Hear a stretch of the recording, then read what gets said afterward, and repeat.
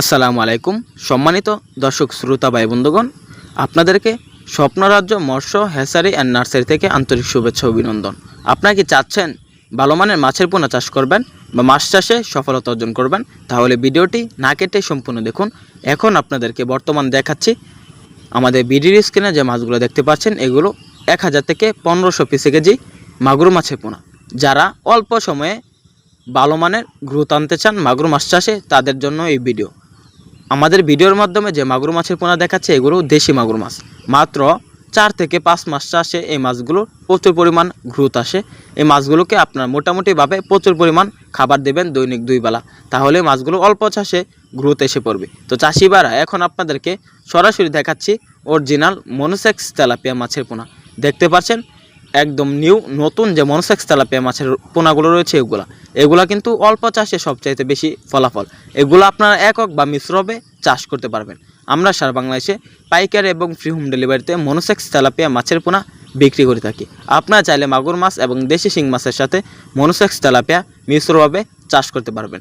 যারা মাছ চাষে আগ্রহী, তারা আমাদের এখান থেকে অরিজিনাল পিওর মনোসেক্স তেলাপিয়া মাছের পোনা ক্রয় করতে পারবেন আমাদের স্ক্রিন দেওয়া নাম্বারে যোগাযোগ করে, ইমো এবং হোয়াটসঅ্যাপে। তো চাষি ভাইরা, আমাদের যে মনোসেক্স তেলাপিয়া মাছের পোনাগুলো রয়েছে, এগুলো অল্প চাষে সাফল্য। কেননা এই মাছগুলো মাত্র 4 থেকে 5 মাস চাষে দেখা যাচ্ছে 600 থেকে 700 গ্রাম ওজন আসে প্রতিটি মাছ।